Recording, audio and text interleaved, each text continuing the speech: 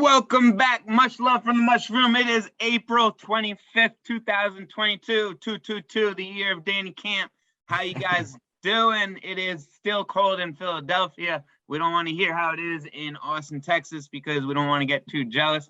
It's been a while since our last episode. We've been busy working, getting things done, but hopefully we get back into a groove soon.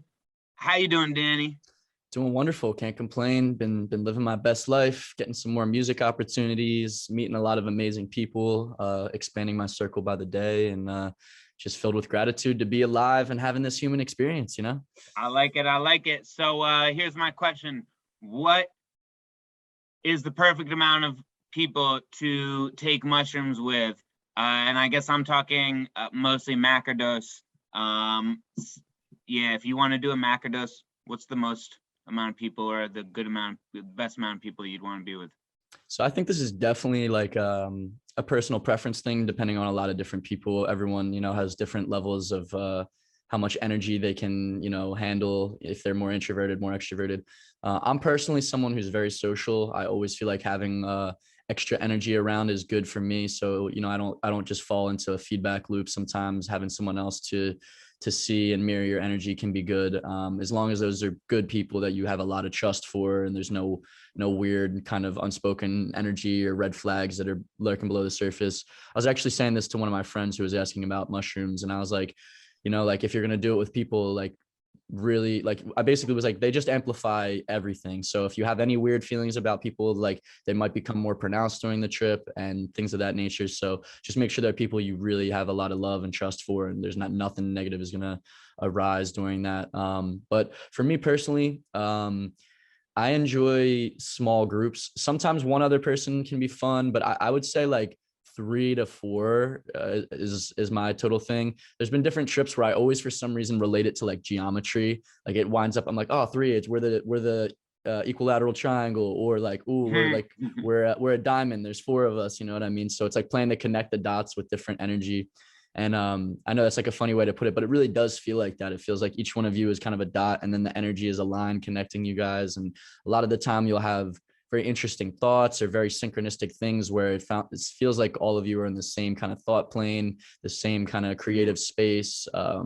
Especially like I've done music in those type of sessions too, where that really enhances it and feels like you're just speaking to people's soul. But I mean, I think one other person can be good depending on the energy, but sometimes just like that can be a little bit overwhelming. But I think for me, like 3 is really good, just have like one extra person to have in the picture, you know what I mean? So there's no, like, it doesn't feel like the pressure of like just 2 people, or like if there's an awkward silence, like there's another person to fill space.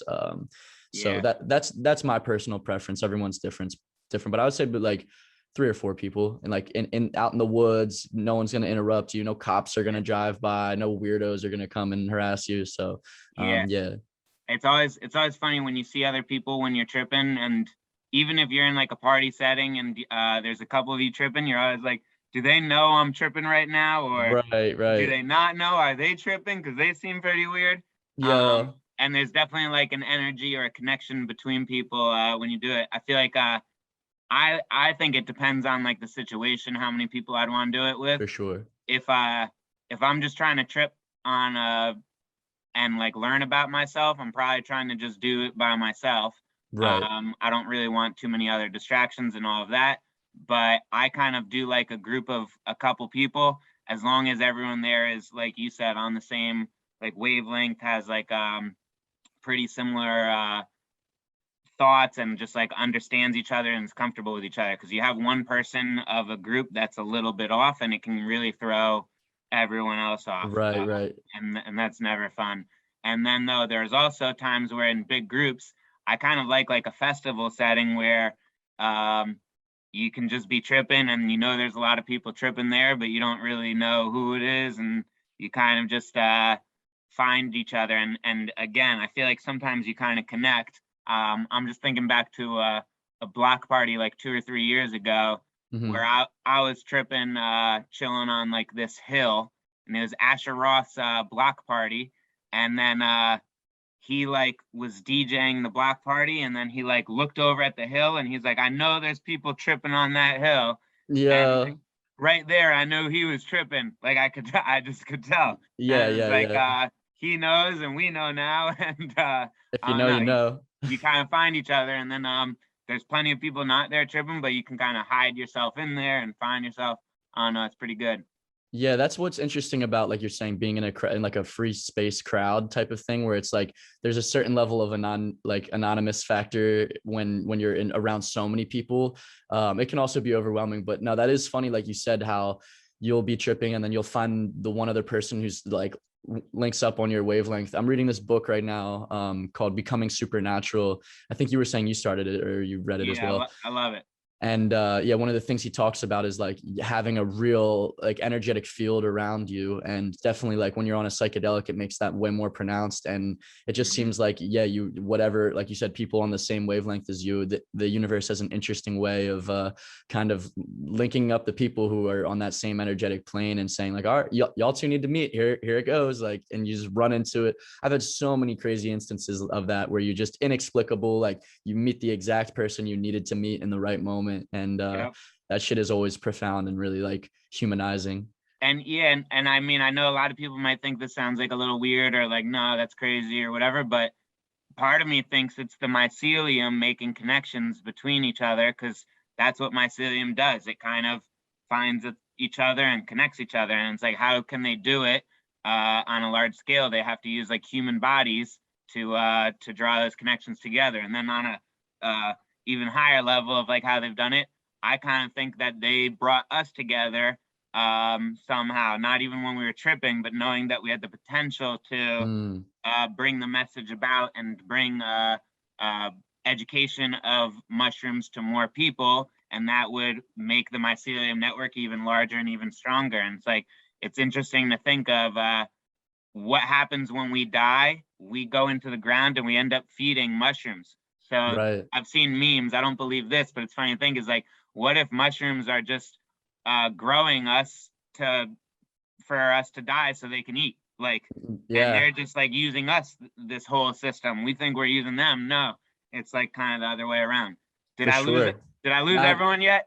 nah. I actually, I know that's definitely like some pretty out there things to think about, but the book I read, Merlin Sheldrake, that he wrote about, he talks about that extensively. Is how like, are we just messengers and servants for the mycelial networks to continue to be facilitated?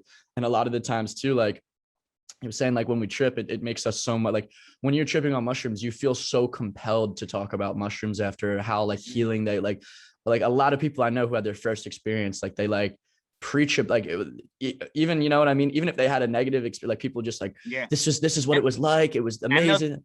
they'll talk about other mushrooms too. Like for some reason, Right. you have a great experience on magical mushrooms, and then you kind of become fascinated with all mushrooms. You're like, lion's mane's pretty cool. Or have you ever gone foraging for mushrooms? Or did you know there's Right. thousands of types of mushrooms? And all of a sudden, you start telling everyone these facts about mushrooms, Yeah, and I don't know, it's funny. mushrooms living within you, just trying to proliferate and stuff. And it's funny, like that's what the book said to, like through thousands of years of society, like No, they've it's not been, funny. It's fungi.